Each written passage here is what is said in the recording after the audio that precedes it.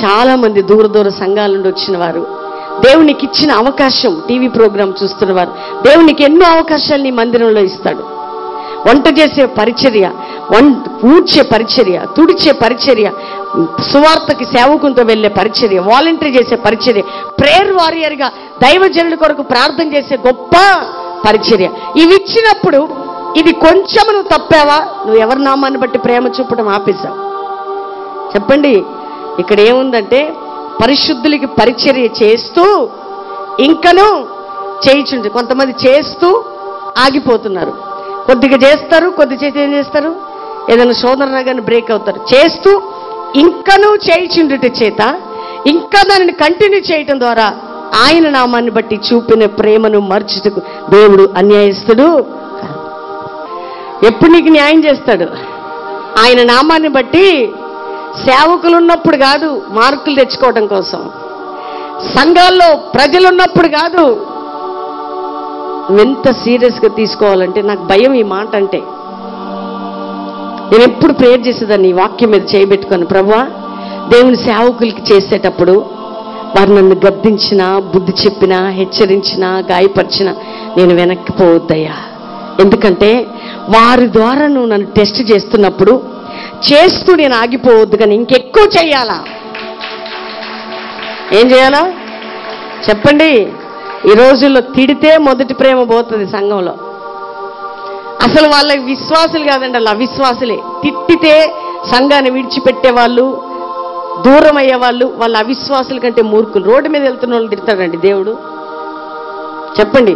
ఏయ్ నువ్వు సరిగ్గా లేవు, కరెక్ట్ కూర్చొని రోడ్డు మీద ఉన్న వ్యక్తిని అంటాడా? ఆ బస్ స్టాండ్లో కూర్చుంటాం, పక్కన ఎవరైనా ఎట్టబడితే అట్ట కూర్చో, సరిగ్గా కూర్చో అంటావా? చెప్పండి. సరిగ్గా మాట్లాడు అంటావా? నువ్వు ఆయన రక్తంలో కడగబడ్డావు, ఆయన నామములో, సంఘములో, కుటుంబంలో ఒక సభ్యునిగా చేర్చబడ్డావు. నువ్వు సేవకునికి, సేవకురాలు కొడుకు, బిడ్డ లాంటారు కాబట్టి నిన్ను వాళ్ళు సెటరేట్ చేస్తారు అంతే. ఏ నామాన్ని బట్టి చెప్పండి. ఇప్పుడు గద్దింపు కూడా ఆ నామాన్ని బట్టి రిసీవ్ చేసుకోవాలా? స్తోత్రం చెప్పండి ఒకసారి. అది ఆ నామాన్ని బట్టి చెంప మీద కొట్టినా చెప్పండి. కాబట్టి నన్నే అన్నారని సంఘంలో అలిగి మానేసి టీవీ ప్రోగ్రాం చూస్తున్నావేమో, ఇక్కడ కూర్చున్నావేమో, ప్రభు నీతోనే మాట్లాడుతున్నాడు. దేవుని నామాన్ని బట్టి రక్షించబడ్డావు. దైవ సేవకుడు ఎత్తుకున్నప్పుడు ఆయన నామాన్ని బట్టి అంత గొప్ప దైవజనుడు లేడన్నావు. అదే సేవకుడు చెంప మీద కొట్టినప్పుడు కూడా ఆయన నామమును బట్టి చూపిన ప్రేమను బట్టి దేవునికి స్తోత్రం చెప్పాలి. ఎందుకంటే 2 ట్రీట్మెంట్స్ తీసుకోవాలండి ఆయన నామాన్ని బట్టి. 1 ప్రేమ, 2 గద్దింపు. ఏ నామాన్ని బట్టి నీకు హెచ్చరిక వస్తుంది? ఇప్పుడు ఆ సిస్టర్ ఎవరో, నేనెవరో. ఆమె ఎవరి నామాన్ని బట్టి మందిరంలోకి వచ్చింది? ఎవరి నామాన్ని బట్టి రక్షించబడింది? నాకు నీకు మధ్యలో బంధం ఏ నామం? గట్టిగా చెప్పాలా? అది ఏ నామం ఉందంటే నీకు నాకు మధ్యలో యేసయ్య నామం ఉంది. నేను నీ దగ్గరికి రావాలంటే ఈ నామాన్ని బట్టి రావాలా? ఈ నామాన్ని బట్టి నేను గద్దించాలా? ఈ నామాన్ని బట్టి హెచ్చరించాలా? ఈ నామాన్ని బట్టి నీ చెవులు వినాల్సిందే. అప్పుడు నువ్వు అనాలా, ప్రభువా నీ నామమును బట్టి, నీవు చూపుతున్న ప్రేమను బట్టి నీకే స్తోత్రం. అందుకని దావీదు అంటాడండి, నీతిమంతులు నన్ను కొట్టుట నాకు ఉపకారం, వారు నన్ను గద్దించుట నాకు తైలాభిషేకం. ఆయిల్ అనాయింటింగ్ అంటే అబ్బా ఎక్కడ లేని ఉత్సాహంతో ఉన్న వాళ్ళందరిని పట్టుకొస్తారు. దావీదు ఏ అనాయింటింగ్తో పోల్చాడో తెలుసా? కొట్టడం, తిట్టడం. ఎవరట చెప్పండి? నాతాను వచ్చి ఓ రాజు, ఓ దుర్మార్గుడా నువ్వే అంటాడు. అంతమంది ప్రజల మధ్యలో నేను నిలబెట్టి వెలేస్తే నీకు ఎట్లుంటుంది? నువ్వు వస్తావా సంఘానికి? చాలామంది అలిగి ఆయా సంఘాల నుండి వచ్చిన అంతమంది మధ్యలో మమ్మల్ని అంటే మేము అలిగి వచ్చామంటే, నేనన్నాను ఇక్కడ ఇంకా రుద్దుడు ఉంటుంది మీకు తెలుసా అని అడిగా. వాళ్ళన్న సంఘం మధ్యలో అన్నారేమో కానీ నేనైతే టీవీ ప్రోగ్రామ్స్లో కూడా చెప్పేస్తాను, మరి ఉంటే ఉండు పోతే పో అన్నా.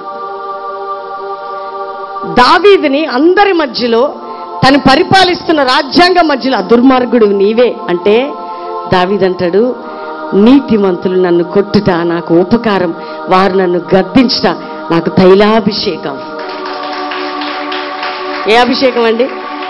అబ్బో ఆయిల్ అరేంటింగ్ అంటే మీకు గిన్నె పట్టుకోవాలని, గిన్నెతో ఆ మిగిలిన ఆయిల్ అంతా సీసా తెచ్చుకుంటా పోషిస్తావా అంటారు. కానీ తిట్టి గడ్డిచ్చి బుద్ధి చెప్తే నాకు ఇస్తారా ఆ ఛాన్స్, నన్ను తిడతారా, నన్ను కొడతారని ఎవరైనా విశ్వాసులు, అసలు బుద్ధున్న విశ్వాసులు అడుగుతారండి? అంటే మీకు బుద్ధి లేదా?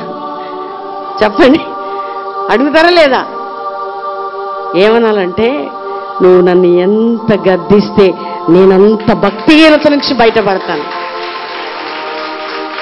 ఎవరి నామాన్ని బట్టి ఈ రిలేషన్?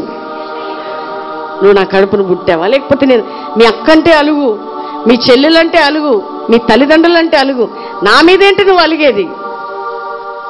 అసలు నీకు నాకు ఏ రిలేషన్ లేదు. మనకి ఇద్దరి మధ్యలో ఉన్న నామము సర్వశక్తి కలిగిన నామము, సర్వోన్నతమైన నామము. అది అన్ని నామముల కంటే పైనామాన్ని మధ్యవర్తిగా పెట్టాడు ఆయన. నేను నిన్ను తిట్టినా, నేను నిన్ను ప్రేమించినా, నేను బుద్ధి చెప్పినా, నిన్ను గాయపరిచినా, సేవకుడు నిన్నేం చేసిన ఎవరి నామాన్ని బట్టి? నువ్వు ఆయనకి ఒకవేళ ఆయన కొరకు ప్రార్థన చేసినా, ఆయన కొరకు మా కొరకు నువ్వు ప్రయాసపడ్డా, నువ్వు కన్నీరు కార్చినా, నువ్వేం చేసినా ఎవరి నామాన్ని బట్టి? మధ్యలో ఒక నామం ఉందండి. నువ్వు రిజెక్ట్ చేస్తే ఆయన నామాన్ని రిజెక్ట్ చేసినట్టే. నువ్వు విసుక్కుంటే ఎవరి నామాన్ని విసుక్కున్నట్టు. ఏంటి ఊకే చర్చికి పోగానే మమ్మల్ని అంటారు? చెప్పండి, చర్చెస్లో అనుకోరా? ఏమోనమ్మ ప్రసంగం నువ్వు కరెక్ట్ లేవు కాబట్టి ప్రసంగం నీకే. మరి నువ్వు లేవు కాబట్టి యేసుప్రభు ఏమంటున్నాడంటే, తన సేవకుల ద్వారా ఆయన నామాన్ని బట్టి నిన్ను ఏం చేస్తున్నాడు? బుద్ధి చెప్పుతున్నాడమ్మా, గాయపరుస్తున్నాడు. ఆయన నీ గాయాన్ని కడతాడు. కానీ నువ్వు ఆ నామాన్ని విసుక్కుంటే నువ్వు దేవుని కృప నుండి తోసివేయబడతావు. అందుకని ఈ రోజుల్లో సంఘాల్లో ఏమొస్తుందంటే, గొడవలు, కొట్లాటలు, రాజకీయాలు, గ్రూపిజమ్స్. నన్ను అన్నారు, నిన్ను అంటారు రేపు, కాబట్టి మన ఇద్దరం వేరైపోదాం. మన ఇద్దరం ఒక ఫ్యామిలీ. ఫంక్షన్ అయిందంటే అదొక గ్రూపు. ఇక్కడ అట్లాంటి చచ్చిన నడవ. వస్తే నువ్వు అందరు రావాలి, లేకపోతే నీకు నియర్ డియర్ ఉండదు. అందరూ నియర్ డియరే. మీరెవరైనా నియర్ డియర్ అంటే మేమే రామా దానికి. నాకు తెలుసు, ఎవరైనా అట్లా కొద్దిగా బిహేవ్ చేశారనుకోండి, నా సంఘం వెళ్ళని చోటుకి నేనే రాను. నువ్వు ప్రేమిస్తే అందరిని ఒకలానే ప్రేమించాలి, చూస్తే అందరిని ఒకలానే. వీళ్ళు కొంచెం మా క్లోజ్ అండి అన్నాం అనుకో, ఎట్లా క్లోజ్ నీకు వాళ్ళు?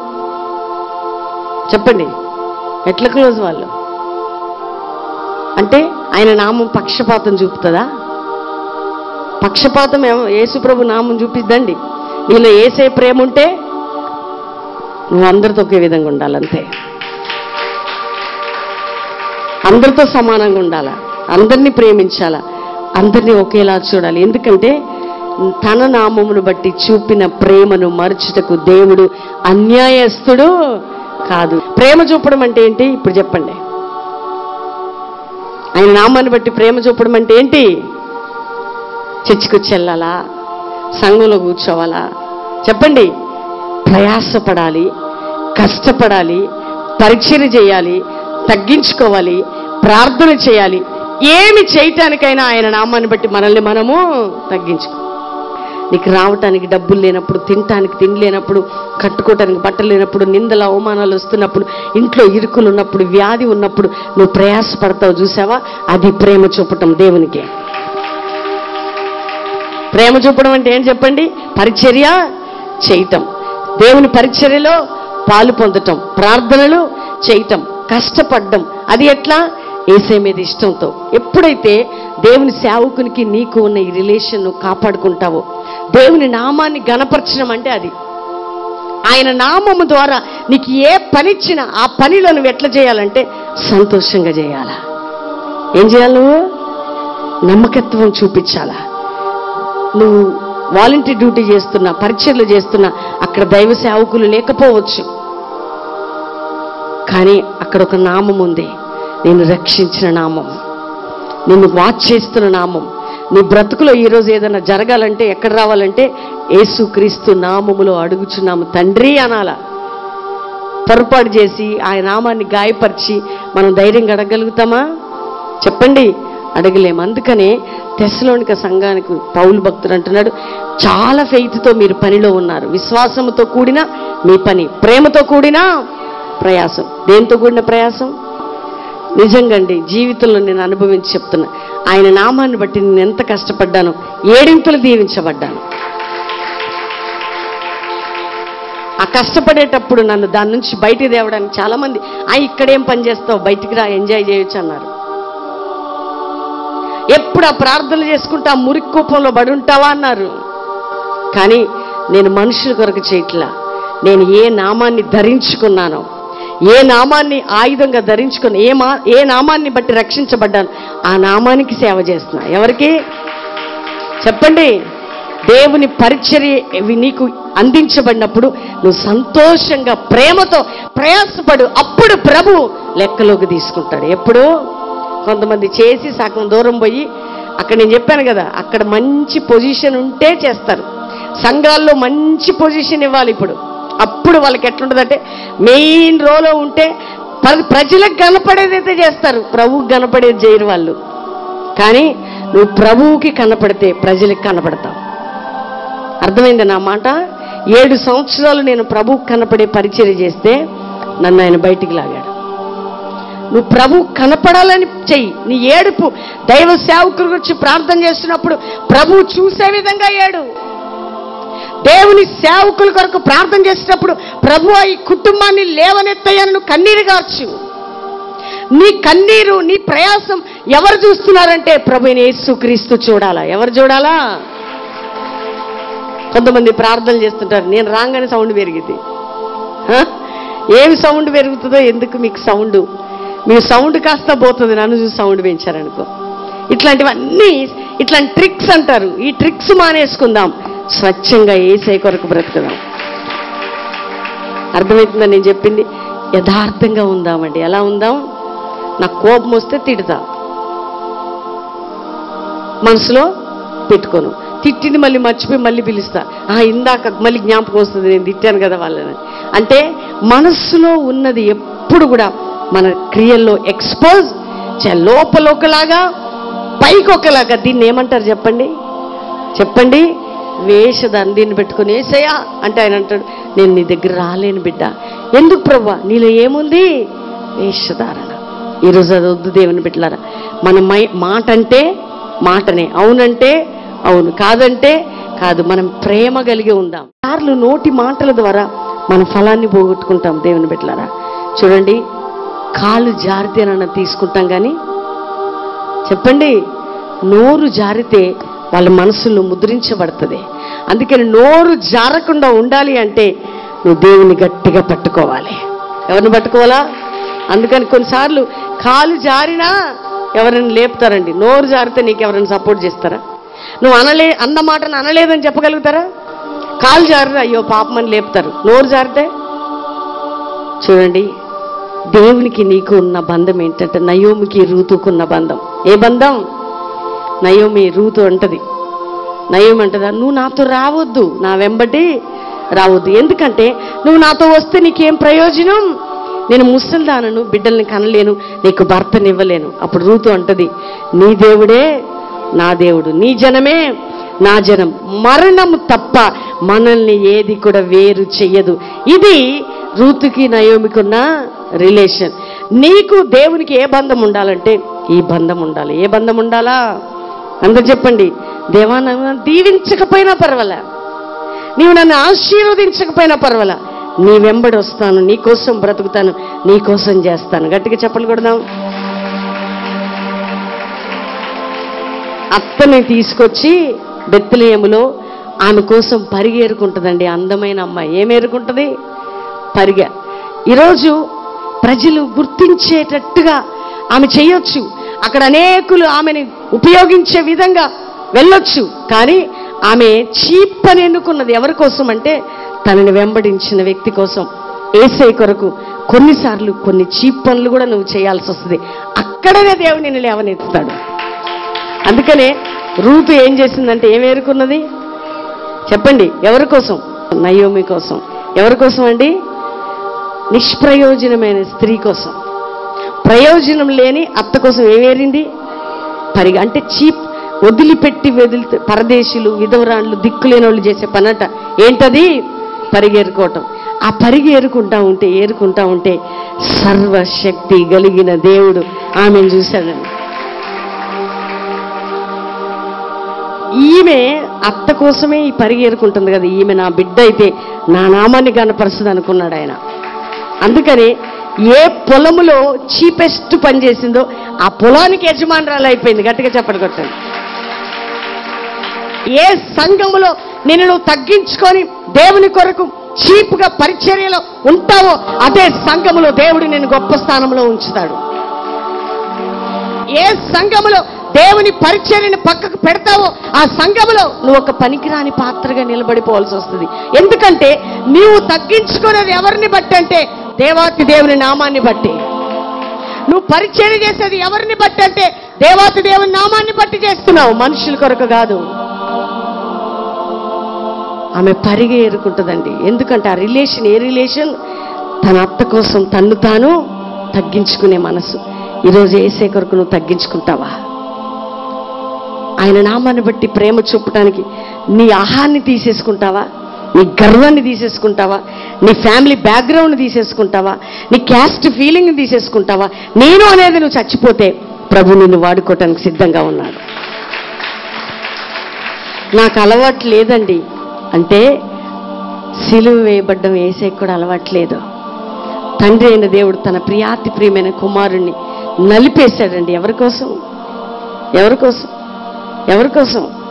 ఆ పరమ తండ్రి తన ప్రియమైన కుమారుడు చెయ్యి విడిచిపెట్టాడు. ఎవరి కోసం? మన కోసం. అందరు చెప్పండి. అంత కష్టపడితే యేసయ్య ఆ నామము అంత శ్రమలు సహించి నీవు నేను ఉండాల్సిన స్థానంలో ఆయన ఉండి దొంగగా పాపిగా భయంకరంగా ఉన్న మనల్ని మన నేరమంతా ఆయన మీద వేసుకొని ఆయన పరిశుద్ధత అంతా మనకిస్తే ఆయన నామాన్ని బట్టి బాత్రూమ్స్ కడగాలంటే ఎందుకమ్మా నీకు అంత చీపు? ఎందుకు నీకంత తగ్గింపు లేని జీవితం? చూడండి, నయోమి రూతు ఏక మనసు ఎవరిని బయటకు తీసుకొచ్చిందంటే యేసయ్యను రూతు కుటుంబంలో నుంచి బయటకు తీసుకొని వచ్చింది. యేసుక్రీస్తు ఏ వంశావళిలో నుండి వచ్చాడు? బోయాజు రూతు కుటుంబం నుంచి బయటకు వచ్చాడండి. ఈరోజు నువ్వు యేసయ్యకి ఏక మనసు, దేవునితో నువ్వు ఏకీభవిస్తే, సేవకునితో ఏకీభవిస్తే నీ ద్వారా క్రీస్తు సువార్త బయటికి రాబోతున్నది. ఆమెనేం చెప్పండి. ఎవరి ద్వారా? ఏమి లేదండి. నువ్వు బాత్రూమ్స్ కడుగుతావు, నేను ప్రీచింగ్ చేస్తా. నువ్వు కార్పెట్లు ఎత్తుతావు, నేను ప్రజలకు ప్రార్థన చేస్తా. నువ్వు వాలంటీర్ డ్యూటీ చేస్తావు, నేను దేవుని పని చేస్తుంటా. నీవు నేను కలిసి చేయటం ద్వారా మనిద్దరి ద్వారా సువార్త ప్రజ్వరిల్లబోతున్నది బయటికి. నువ్వు ముఖం ముడుచుకొని సంఘానికి వచ్చి కూర్చొని నువ్వు మూతి ముడుచుకొని నువ్వు ప్రార్థన చేస్తున్నావు. అక్కడ దైవజనులు వెళ్ళారు, ప్రభువా నీ సువార్త అందించబడాలని నువ్వు ఇక్కడ మోకరిస్తున్నావు. నీవు నేను ఇద్దరం ఏకీభవించడం ద్వారా అక్కడ అనేక ఆత్మలు రక్షించబడుతున్నాయి. అక్కడెక్కడో సువార్త అందించబడుతుంటుంది, ఇక్కడ దైవజనుల కొరకు నువ్వు ప్రార్థన చేస్తుంటావు. దేవుడు తన సేవకుని వాడుకుంటాడు. పాపంలో ఉన్నవారు పట్టబడుతుంటారు. ప్రార్థన చేసిన దేవుడు నీకు ప్రతిఫలం దయచేస్తాడు. ఎవరి నామాన్ని బట్టి నువ్వు ప్రార్థన చేసేది? ఇప్పుడు చెప్పండి, స్త్రీలు పురుషులు ఎవరి నామాన్ని బట్టి ప్రార్థన చేయటం మానటం ద్వారా దేవునికి విరోధంగా నువ్వు పాపం చేసిన వ్యక్తివట. దేన్ని మానటం? ఎందుకంటే ఈ లోకంలో అనేక వేల ప్రజలు, మిలియన్స్, కోట్ల ప్రజలు ఉన్నాం. ప్రభు మనల్ని ఎన్నుకున్నాడండి. ఎంత గొప్ప భాగ్యం మనకది కదా. ఈరోజు ఆయన నామాన్ని బట్టి ప్రేమ చూపటానికి నీ ప్రయాసానికి ప్రభు అంటున్నాడు, నేను నిన్ను ఆశీర్వదించబోతున్నాను. ఎవరిని దీవించబోతున్నాను చెప్పండి? నేను చాలా మంది యూత్ వచ్చి ఉద్యోగం కావాలా, ఏం ప్రార్థన చేయాలి చెప్పండి వాళ్ళకి? నాకు మంచి భార్య కావాలి, ఏం ప్రార్థన చేయాలి నీకు? నాకు మంచి కోడలు కావాలి, ఏం ప్రార్థన చేయాలమ్మా నీకు? మంచి అల్లుడు కావాలి, ఏం ప్రార్థన చేయాలా? నువ్వు ప్రయాసపడు, ప్రభు సన్నిధిలో నువ్వు చేయాల్సింది చెయ్యి. దేవుడు మంచి కోడల్ని పంపుతాడు, మంచి అల్లుడిని పంపుతాడు, మంచి ఉద్యోగం పంపుతాడు, అన్నీ ఇస్తాడు ఆయన. ఈ రోజుల్లో సేవకులు ఒక మాట అంటే వీళ్ళు 4 మాట అంటారు. విశ్వాసులు దైవజనులు ఒక్క మాట అన్నారనుకోండి, జాగ్రత్త, నీ కీడు నీ మీదకే వస్తుంది. దేవుని సేవకులు ఒక మాట అంటే సంఘం ఏమంటది? ఆయన అట్లా ఎందుకు చేసినట్టు, ఇల్లు గ్రూపిజం. ఎందుకు నువ్వు మాట్లాడుతున్నావు? నీకెంత ధైర్యం? దైవ సేవకులు మమ్మల్ని అంటే మేము అనేవాళ్ళం, దేవుడు వాళ్ళని ప్రేరేపించి మమ్మల్ని పరీక్షిస్తున్నాడు. కానీ ప్రభువా వారిని ప్రేమించకుండా ఉండి ఆ చెడ్డ మనసు మాకొద్దు, కానీ మొదటి ప్రేమను మాలో స్థిరపరచు. ఏ ప్రేమ? వాళ్ళు వెళ్ళినప్పుడు మమ్మల్ని ముద్దు పెట్టుకుంటే మేము ఎట్లా ప్రేమించామో అదే ప్రేమ కడ వరకు ఉండాలని మేము ప్రార్థన చేశాము దేవుని బిడ్డలారా. మా తల్లి అనేది బయటికి వెళ్ళిపో అనేది మా ఆత్మీయ తల్లి. నువ్వు అట్లనే అంటావు, నేను నిన్ను విడువను. నవ్వానే కానీ ఏడ్చిన రోజు కూడా లేదండి. ఏడుసుడు అనేది లేదు నాకు. ఎందుకు తెలుసా? నన్ను గద్దించేది నా తల్లి కాదు, నా దేవుడు గద్దిస్తున్నాడు. వాక్యం తెలిసిన వాళ్ళు ఎవ్వరు కూడా ఎప్పుడు కూడా సేవకులను అపార్థం చేసుకోరు. వాక్యం తెలియని వాళ్ళు నెగిటివ్గా ఆలోచిస్తారు. అందరినీ పట్టుకుపోయేది, నన్ను ఒక్కదాన్ని ఇంట్లో వదిలేసేది. వీళ్ళందరూ పోయి ఎంజాయ్ చేస్తున్నారు, నేనెందుకు ఈ పని చేయాలని ఎన్నడూ అట్లాంటి చెడ్డ బుద్ధి ఎవరికి ఉంటుందో వాళ్ళు నిజంగా అండి బ్లెస్సింగ్ ఉండదు వాళ్ళ మీద.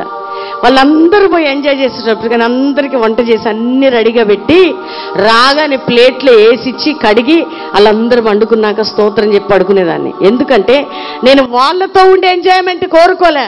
నాకు ఏ పని ప్రభు సేవకుల ద్వారా అప్పచెప్పాడో అది ఆయన నామాన్ని బట్టి ప్రేమ చూపటం దేవుడు నాకు ఇచ్చిన అవకాశం. నా తోటి వాళ్ళందరూ నేనే బొమ్మనేదాన్ని. ఎవరక్కర్లా, మీరు అందరూ పోండి, నన్ను మాత్రం రమ్మనేది కాదు. దేవుడు నన్ను ఏం చేశాడు చెప్పండి మీరు?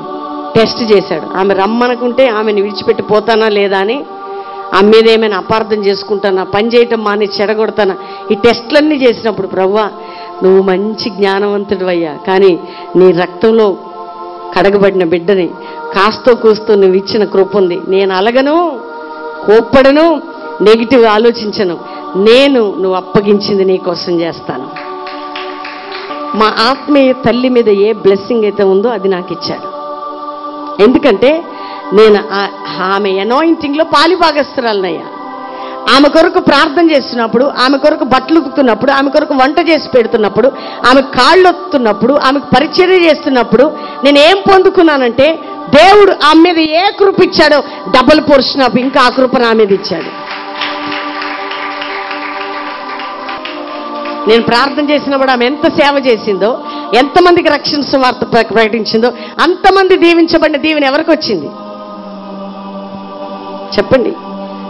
నీళ్ళ మీద రాయిస్తే నీళ్ళు ఏమైతే చెప్పండి? మనం బ్లెస్సింగ్ మీద చెయ్యి పెడితే ఆ బ్లెస్సింగ్ మనకి రివర్స్ అవుతుంది. అది నేర్చుకోండి. ఫస్ట్ నువ్వు దీవించబడాలంటే ఫైనల్ సీక్రెట్ నేను చెప్తున్నా, బ్లెస్సింగ్ మీద నువ్వు చెయ్యి పెడితేనే నువ్వు దీవించబడతావు. ఆ బ్లెస్సింగ్ నువ్వు తాకకపోతే ఆ బ్లెస్సింగ్ నీ యొద్దకి రాదు. దైవ జనుల కొరకు ప్రార్థన చేయట అద్భుతమైన బ్లెస్సింగ్ నీకు. ఎందుకు తెలుసా? వాళ్ళ బ్లెస్సింగ్లో నువ్వు పాలు, వాళ్ళ ఆశీర్వాదంలో పాలుభాగం ఎవరికి వస్తుంది?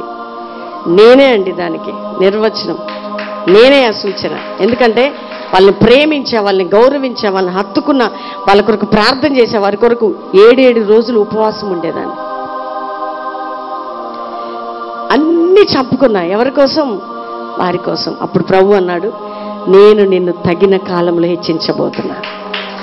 ప్రేమ ఉంటే కష్టపడతాం, ప్రేమ ఉంటే ప్రయాసపడతాం, ప్రేమ ఉంటే యేసే నామాన్ని గౌరవిస్తాం, ప్రేమతో కూడిన ప్రయాసం. కానీ ఒక్కటి మీకు చెప్తున్నా, మీరెవరో కాపర్లను చూసి మీరు చేయొద్దు. కానీ మీరు వస్తున్న సంఘ నాయకులు ఒక్క క్షణం కూడా టైం వేస్ట్ చేసేవారు కాదు. అది గుర్తుపెట్టుకోండి. మీ ఇంటికంటే ఒక పాపి నశించిపోయి ఇంటికి పోవటం అది ముఖ్యమా కాదా చెప్పండి? నీ దగ్గరికి రావాలా, నశించిపోయి ఆత్మల దగ్గరికి వెళ్ళాలా? నువ్వు రక్షించబడ్డావు, నీకు దేవుడు ఉన్నాడు, నేనున్నా, వాళ్ళకెవరున్నారు? కాబట్టి అందరూ